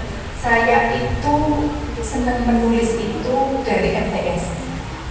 Otomatis berarti saya mengalami yang namanya menjadi penulis sebelum fase mahasiswa. Betul? Kenapa saya itu bisa menjadi seorang yang senang menulis padahal saya masih MTS? Berarti kan ada sesuatu yang menggerakkan. Gini. Satu, saya senang menulis karena nomor satu ya, karena kedua orang tua saya adalah orang yang setiap hari saya lihat selalu membaca. Saya tidak pernah melewatkan satu pagi pun tanpa melihat Ka'bah itu baca koran. Saya tidak pernah melewatkan satu malam pun sebelum tidur tanpa saya melihat ibu saya itu pegang buku. Pokoknya setiap hari itu mata saya itu melihat Abah itu senang buku, ibu saya itu juga senang buku. Kebetulan saat saya bayi, Abah dan ibu itu sudah dosen. Jadi beliau itu memang orang yang setiap hari saya lihat membaca buku. Aku gak dikompor loh Mbak. Tapi karena kita setiap hari melihat itu ya, sampai gara-gara Abah saya itu setiap hari baca koran, saya yang waktu itu umur kira-kira 4 tahun kira-kira nih, itu saya sudah bisa baca headline-nya koran. Saya sekolah SK, saya sudah lancar membaca, masuk ke sekolah MI, ngamuk saya tantrum nggak mau sekolah Bu, karena saya merasa lah aku masih somoco kok di kelas 1 disuruh ngulang membaca. Akhirnya orang tua saya mumet bingung, lobby kepada sekolahannya, bilang, Pak, daripada anak ini nggak sekolah, naikkan aja ke kelas 2. Saya itu tidak pernah kelas 1. Jadi sekarang itu jadi ejek-ejekan di adik-adik saya. Nek pas saya murid-murid itu gini, ancen kok gak kelas 1 ya menunggu ini. Karena saya pribadi melihat abah dan ibu seneng baca. Otomatis saya kan akhirnya seneng baca ya. Loh, di kelas 2 itu saya masih merasa terlalu gampang. Apa sih pelajarannya kayak gini? Aku mau naik kelas 3. Caci, 6 tahun 7 tahun. Kata abah saya, wis ampun deh, langsung melompat ke kelas 3 itu sudah terlalu, sudah ada kisah juga yang lebih bagus. Saya punya nenek di Solo, saya setiap tahun liburan ke rumah nenek kayak yang diceritakan di majalah-majalah itu. Berarti kan saya bisa menulis. Kok saya capek ya lama-lama baca terus? Akhirnya saya berpikir setelah dewasa, level tertinggi orang yang suka membaca adalah kalau dia sudah kepingin menjadi penulis. Jenengan bendino moco kitab, bendino moco kuliah, bendino moco novel. Kok belum pengen jadi penulis, berarti kurang gitu. Nah, bagaimana caranya biar anak yang masih kecil-kecil ini senang membaca? Tentu saja nomor 1 adalah orang tua. Anak-anak itu Bu, ini calon-calon ibu semua, nggak usah jenengan buatkan perpustakaan yang bukunya juta-juta ya. Sekarang ya nih, kalau buku-buku itu kan berjuta-juta. Walaupun jenengan siapkan buku di rumah berjuta-juta dengan perpustakaan yang jenengan desain sebagus mungkin, nek jenengan tiap hari kerjaannya nyekel HP, kira-kira anak yang jenengan HP yang apa mau buku? Sebenarnya mereka membutuhkan contoh atau uswah dari kedua orang tuanya. Itu kalau di dalam rumah. Nah, konteksnya sekarang sesuai pertanyaan yang Lala, pindah ke pondok, pindah ke sekolah, ngajari mahasiswa nulis gampang nih. Nek ngajari MTS dan aliyah bagaimana? Sebenarnya sama. Saya termasuk santri yang sangat mengidolakan bunyai saya, namanya Bunyai Unta. Lumrahnya bunyai-bunyai itu kalau malam Jumat sambutan itu biasanya di acara-acara di pondok itu kan gini, Mbak jangan lupa besok rokaan belajarnya yang rajin kayak gitu kan ya. Bunyai Unta itu tidak. Beliau tuh membawa buku, dia tuh selalu di sambutannya selalu berkata, nak saya habis baca buku ini tuh bagus. Bunyai Unta itu tidak pernah menyuruh murid-muridnya itu untuk kamu harus banyak membaca, tak buatin perpus boten. Tapi beliau selalu menampilkan diri sebagai orang yang suka membaca. Lama-lama santrinya berpikir, ibu-ibu pinter, berarti ibu ini pinter goro-goro membaca. Setiap kesempatan membaca buku, membawa buku yang berbeda-beda dibawa ke sambutan kayak gini loh Pak. Ini loh nak, buku ini bagus. Ini loh nak, buku ini bagus. Ibu kemarin mengatakan buku ini bagus. Jadi di mata kami Bunyai itu adalah perempuan hebat yang suka membaca. Berarti kalau kita kepengen membuat santri-santri atau anak-anak pondok itu senang membaca, berarti kita harus pertama kali adalah memberi contoh. 1. Yang kedua, bagaimana biar anak-anak itu senang menulis? Ya kita harus senang menulis dulu. Guru senang menulis dulu, baru nanti santri-santri itu ikut juga senang menulis. Caranya bagaimana? 1, dibudayakan, ada budaya literasi. Kalau di Tambak Beras, karena saya mondok di Tambak Beras, akhirnya saya contohkan di Tambak Beras, yang namanya majalah dinding itu aktif. Biasanya kalau majalah dinding itu kan hanya ketika lomba-lomba. Kalau di Tambak Beras, setiap hari di semua kamar harus ada yang namanya majalah dinding. Karena batu loncatan yang paling bagus untuk menuju kepada orang menjadi penulis sejujurnya adalah jurnalistik. Pesantren, sekolah, kok jurnalistiknya bagus, biasanya banyak sekali calon-calon penulis yang bisa lahir dari situ. Maka nih, nomor 1, untuk membuat anak-anak senang menulis, bentuklah budaya jurnalistik. menurut saya kayak gitu. Bagaimana kita bikin buletin, bagaimana kita bikin majalah dinding, bagaimana kita bikin majalah yang beredisi-edisi, itu dibentuk dulu. Karena anak-anak itu kalau semuanya diarahkan ke novel kan nggak bisa nih Bu. Anak itu kan ada yang minatnya di artikel, ada yang minatnya di opini, ada yang minatnya di humor, ada yang minatnya ternyata dia di cerpen, ada yang minatnya di puisi, ada yang minatnya di karikatur. Itu kita wadahi. Kalau sudah diwadahi, budaya jurnalistiknya terbentuk, insya Allah anak-anak ini akan mudah digerakkan untuk menjadi seorang penulis. Bagaimana caranya? Datangkan pelatih-pelatih jurnalistik dulu. Nanti secara berkala nih, biasanya taruhlah, ambillah dari penulis-penulis atau jurnalis-jurnalis di sekitar sini. Cah-cah nom-nom yang ini nek sing latih wis sepuh-sepuh biasanya boten kerasan. Datangkan mas-mas mahasiswa dari Malang, mas-mas mahasiswa dari Jogja, suruh melatih mereka bikin majalah, nanti tak senang.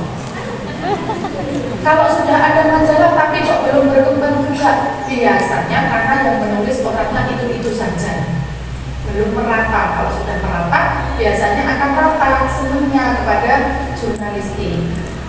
Kalaupun tidak bisa menulis artikel, opini dan seterusnya, anak-anak itu tetap bisa gunting-gunting. Itu kalau majalah,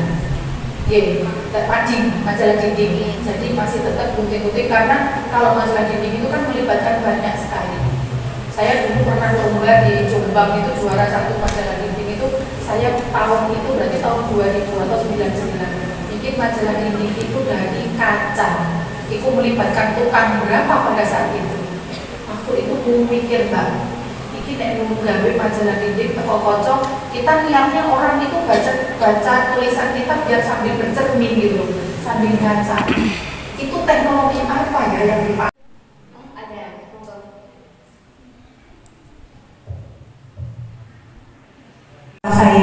Acara saya di rumah yang penting ketemu jenengan.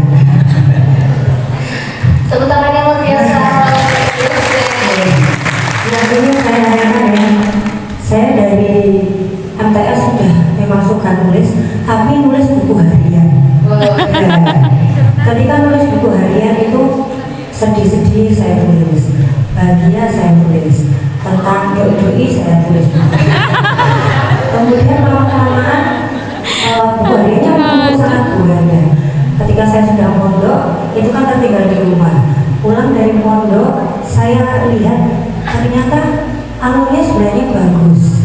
Ingin saya buat untuk kecerpen lah, minimal kecerpen atau kalau novel kan masih sulit nih. Nah kira-kira yang apa yang saya lakukan pertama kali ini?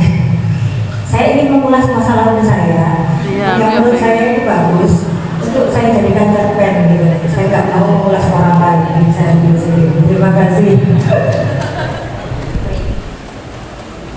Oke, satu saja nih pertanyaannya, boleh dijawab? Insya Allah sudah tidak ada ya. Yes. Oke, nanti setelah sesi pertanyaan akan ada sesi door prize ya, bagi siapapun yang bisa menjawab pertanyaan dari Nekilma ataupun saya akan mendapatkan novel Hati Suhita. Jadi untuk hari ini semua siap-siap karena akan diundi dan terkhusus yang mendapatkan stiker ya, stiker dan sekaligus nomor undiannya, karena mereka lah yang mendaftar dengan administrasi yang lengkap. Boleh dijawab, Nikma? Kalau yang nggak dapat hadiah jangan sedih ya. Kami bawa buku kok, ketua DW. Kebetulan kita bawa buku dan ada hadiah gelang kaukannya. Tapi saya nggak tahu harganya berapa, nanti tanya ke panitia. Bagaimana kalau kita suka menulis buku harian? Rata-rata nyata penulis itu kalau kita survei memang semuanya berangkat dari penulis buku hariannya sendiri. Jadi kalau jenengan suka menulis buku harian itu sudah 50% calon penulis, itu pasti. Karena nyaris tidak ada penulis yang tidak suka nulis buku harian, itu nggak ada. Hampir semua penulis, saya pun begitu. Cuman buku harian itu kan masih sifatnya kan masih pribadional, tidak bisa universal. Sementara novel itu kan sifatnya harus universal, harus bisa dinikmati, harus it so us, harus iki kok aku gitu. Ketika orang membaca bisa merasakan sedihnya, bisa merasakan senangnya, bisa merasakan getarannya, berarti sifatnya harus universal. Bagaimana caranya biar itu sifatnya bisa menjadi universal? Maka harus kita tulis menjadi sebuah tulisan yang bisa dinikmati banyak orang. Dalam hal ini adalah novel atau cerpen. Nah, bagaimana caranya biar yang kita tulis itu di masa lalu bisa bermanfaat? Jangan tentukan dulu mau nulis cerpen apa mau nulis novel. Cerpen dan novel bedanya apa, teman-teman? Ayo kita kan belajar bahasa Indonesia. Cerpen sama novel Cerita pendek. Cerpen cerita pendek. Oke, kalau cerpen apa? Cerita pendek. Cerita pendek. Kalau novel? Cerita Cerita panjang. Simple ya. Aku tak salah no itu. Aku tak bener no itu kurang tepat. Gini, kalau menjawab novel cerpen itu pendek, novel itu panjang, itu biasanya masih MTS. Artinya kalau sudah kuliah, apalagi sudah dosen, bukan begitu. Novel itu bukan lebih panjang, tapi lebih detail. Ingat ya, kalau cerita pendek itu berarti cerita pendek betul. Tapi kalau novel itu bukan harus lebih panjang, tapi harus lebih detail. Kadang ada yang cerita itu diceritakan kejadian, novelnya 600 halaman, tapi itu kejadiannya hanya kejadian 2 hari. Berarti kan nggak panjang dong? Tapi kenapa bisa sampai 600 halaman? Karena detail. Maka novel itu harus detail. Jangan pilih dulu Bu, mau nulis secara cerpen atau mau nulis secara novel. Kalau bangunan intrinsiknya kan sama, ada setting, ada tokoh, ada dialog, ada konflik, sama. Tapi yang membedakan adalah kalau cerpen itu pendek, kalau novel itu detail. Monggo itu dipilih dulu. Selanjutnya, tentukan cerita itu mau dibawa kemana, pasarnya. Mau dibawa kemana tuh maksudnya ini arahnya kemana. Apakah itu untuk usia jenengan, apakah untuk anak-anak, apakah itu untuk remaja, apakah untuk mama-mama muda. Harus kita tentukan biar kita bisa membatasi. Kalau kita sudah bisa membatasi, itu nanti akan gampang. Selanjutnya, di atas segala-galanya, jenengan sepertinya perlu menemukan teman yang bisa diajak bicara soal itu. Jadi tentukan dulu gagasannya, tokohnya itu siapa saja, konfliknya itu apa. Tanyakan ke orang yang sudah ahli ini tadi, ini kurangnya apa, gitu gitu. Tapi jangan menunjukkan tulisan kepada orang yang tidak mendukung kita, itu jangan. Biasanya kita akan down, kayak gitu. Saya punya cerita. Cerita ini agak menarik karena kalian tinggal di pesantren. Orang itu pinter banget. Kalau dia jadi penulis, diteruskan karirnya menjadi seorang penulis, pasti filmnya sudah banyak, bukunya sudah banyak. Kenapa sekarang itu tenggelam bakatnya? Karena ada satu kejadian yang membuat dia itu tiba-tiba berhenti menulis. Namanya si A. Nulis artikel itu pinter, nulis opini pinter, nulis cerpen bagus, nulis apa lagi, nulis apapun itu bisa. Mbak A ini tadi kelemahannya cuma satu, dia mencintai seseorang yang orang itu tidak mencintai dia. Cinta kebalik. Orang duwe, tresno dhewean gendeng karo dhewe. Nah, cinta itu kan nggak pernah salah. Tolak belakang. Siapa Tepuk yang bisa sebelah. menyalahkan datangnya cinta? Nggak ada. Wong cinta itu fadol, kita lo nggak minta. Kita sedikasi. Kita nggak merencanakan mencintai si A, tiba-tiba cinta sendiri. Berarti kan Mbak itu tadi juga nggak salah gitu. Mbak itu cinta ke ustadznya. Ustadznya enggak. Tapi kan Mbak itu paham bahwa kita nggak pernah salah karena mencintai seseorang, tapi kita selalu kalah karena nggak berterus terang ya. Akhirnya Mbak itu berpikir, iki aku butuh ngomong, bagaimana pun caranya saya harus ngomong ke ustadz ini bahwa saya mencintainya. Di masa itu Mbak, nek konangan surat-suratan ditakzir, nggak tahu ya kalau sekarang. Di masa itu tidak bisa liburan itu pegang HP masing-masing, belum ada HP. Jadi caranya dia menunjukkan rasa cinta kepada ustadznya tadi dengan membuat cerpen. Ustadz, saya bikin cerpen, saya taruh di meja jenengan, meja guru itu, meja kimia. Kata ustadznya, terus piye jenengan raos ya ustadz? Ya oleh kober ya Mbak. Ketus wong jenenge wong gak seneng, gak mau ngasih harapan. Kedua kalinya ditanya lagi, Ustaz, apakah sudah dibaca? Kurang ya Mbak, kurang sempat ya. Akhirnya ditarik lagi surat itu, cerpen, bukan surat, dirombak lagi, paling elek tapi gak seneng. Dibuatlah cerita itu sebagus mungkin dengan kalimat sepuitis mungkin. Ketiga kalinya ditanya, Ustaz, sudah saya perbaiki loh Ustaz, tolong ya dibaca. Maksudnya Mbak A adalah biar Ustaz itu tahu bahwa dia senang kepada Ustaz itu tadi. Akhirnya dibaca sama si Ustaz itu tadi, tapi sekilas. Dari Ustaz itu bilang, Mbak, sama kan anak kiai, sampeyan mending fokus ngapal Quran, fokus dunia. Sampai kita di wong akeh santrimu, santrine abahmu segitu banyaknya. Gak usah ngene-ngene iki, gak usah nulis-nulis kayak gini. Sampai fokus aja ke mondok. Gak usah nulis-nulis kayak gini.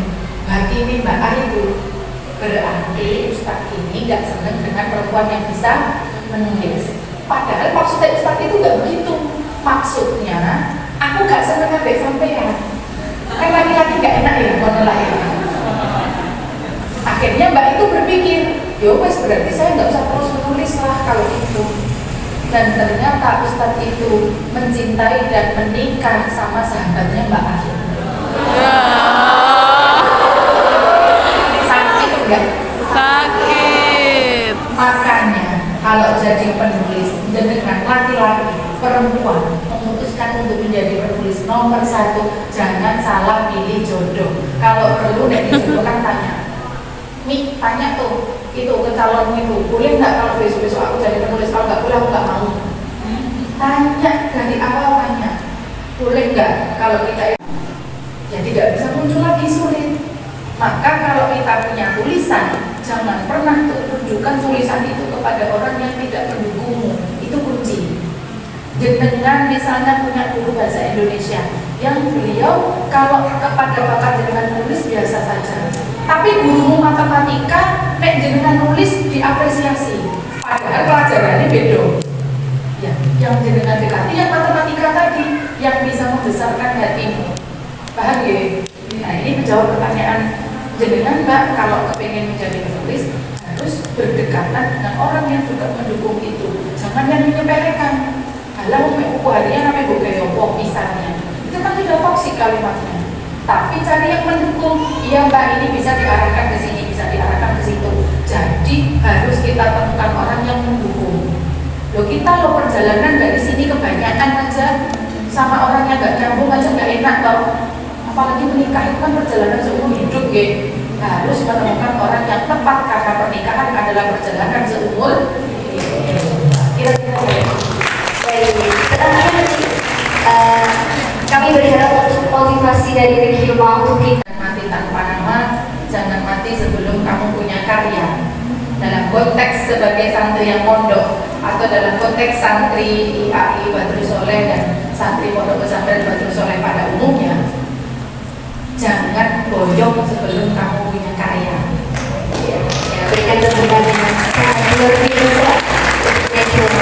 Saya juga teringat kontesnya seorang gini nih, dari novel Hati Sudita sendiri juga. Dari Nini Alina saya tahu pahit manisnya jodoh bukan soal bertemu melainkan bersatu. Dari Mbak Rungganis saya sadar bahkan jika sedalam maupun mencintai seorang, jika bukan takdir Allah akan jauhkan. Dari Kang Dharma saya ingat pada dasarnya mencintai tidak harus memiliki. Dari Gus Biru saya percaya yang menjadi takdir tidak akan meninggalkanmu. Tak pernah ada yang salah dalam pilihan Allah, sesulit apapun berdamai menerimanya. Jadi kesimpulannya adalah jodoh adalah qadar, namun bagi penantia bagaimana menujunya itu adalah qadar. Baik, kita tambahin Pak. Ada satu yang mungkin ini agak penting ya. Kalau dulu santri itu kreatif itu cukup ya Pak. Kita bertarung dengan kerasnya dunia, adik-adik santri kita tidak boleh lagi enak-enakan. Santri itu kalau dulu mengandalkan kreativitas cukup, kalau sekarang tidak. Santri itu nomor 1 harus kreatif, nomor 2 itu harus inovatif. Santri sekarang nggak cukup dengan hanya kreatif, tapi juga harus inovatif. Inovatif itu apa? Mau mencoba hal-hal baru, keluar dari zona nyaman, keluar dari hal-hal yang itu setiap hari kita alami.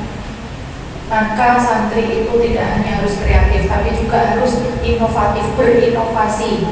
Belajarlah soal sejarah, belajarlah soal filsafat, belajarlah soal otomotif, belajarlah soal make up, belajarlah soal fashion, belajarlah, harus inovatif, harus mendobrak.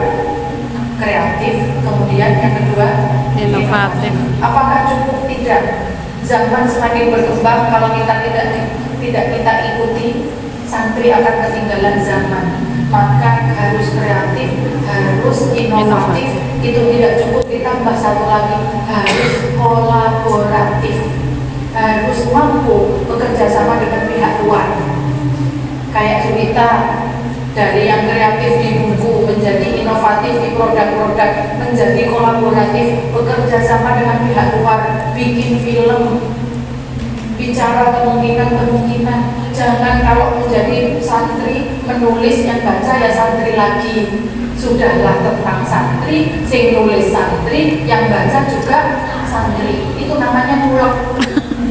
Berpikirlah ke depan, berpikirlah yang panjang. Sudah saatnya menulis yang itu dibaca oleh orang luar, orang non pesantren, orang non muslim, orang luar negeri. Orang di belahan bumi sana biar tahu tentang pesantren, tidak hanya dari buku tapi dari film, dan itu membutuhkan kerjasama dengan pihak ketiga. Makanya nomor 1 santri harus kreatif, yang kedua inovatif, yang ketiga kolaboratif. Mau bekerja sama, latihanlah bikin podcast, latihanlah bikin studio, latihanlah ini, latihanlah itu, bekerja sama dengan pihak luar. Apakah kreatif, inovatif, kolaboratif cukup? Boten. Satu lagi, santri harus adaptif, bisa menerima perbedaan, bisa menerima perkembangan zaman, tidak usah mengkritik. Itu sekarang novel-novel yang ada itu begini ya, itu sekarang TikTok itu isinya begini ya, Instagram itu isinya begini ya, Ning yang Instagram selebgram itu kerjaannya begini ya. Tidak usah mengomentari itu, tapi ayo kita hadir. Bagaimana kamu menjadi konten kreator yang baik? Bagaimana kamu bisa menjadi orang yang followernya banyak tapi juga bermanfaat? Bagaimana kita tidak hanya mengkritik itu, tapi kita hadir di situ sebagai produsen konten? Bagaimana TikTokmu ini menjadi TikTok yang itu disamperin oleh para santri setiap hari untuk mencari ilmu dari kamu? Hadir di situ, kolaboratif, kemudian adaptif, tidak ketinggalan zaman, tidak kaget dengan perubahan zaman. Jangan jadi santri yang alergi dengan teknologi, harus kita ikuti. Bikin film pendek, kemudian kita bikin ini, bikin itu, harus adaptif. Zamannya semakin berkembang, kita tidak boleh ketinggalan. Itu ya. Jadi kreatif, Kolaboratif, inovatif, kolaboratif. dan yang terakhir adalah adaptif. Saya tutup dengan nasihat yang sangat bagus dari para sepuh. Kulungsu waton wudu. Kulungsu itu isinya buah asam, dia tidak ada nilainya, tidak ada gunanya, warnanya hitam. Kalau dibanding dengan intan permata, dia berbeda jauh. Tapi waton wudu, yang penting nyumbang, yang penting ngasih, yang penting menyerahkan. Kulungsu waton wudu dalam konteks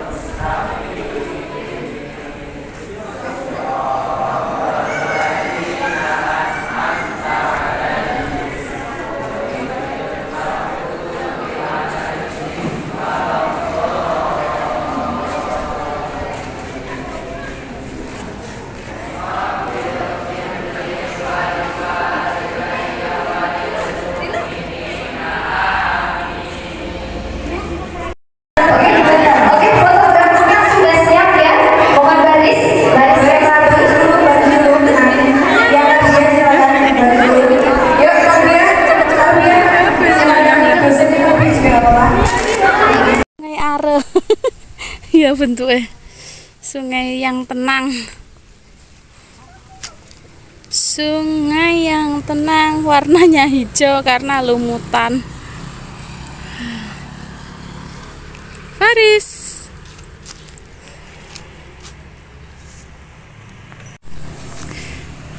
Sore penak gancane mancing. Tapi ya mbaknya membahayakan loh. Lunyu. Kita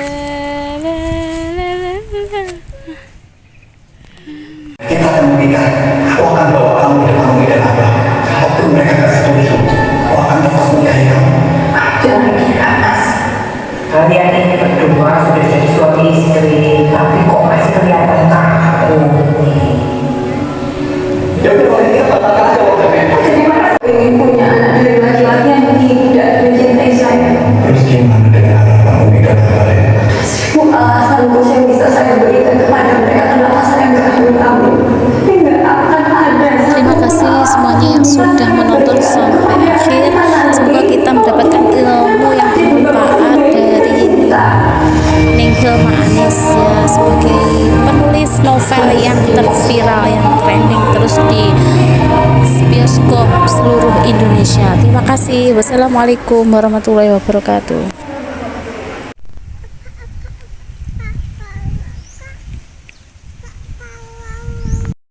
Anginnya semilir-semilir ini di sini ya.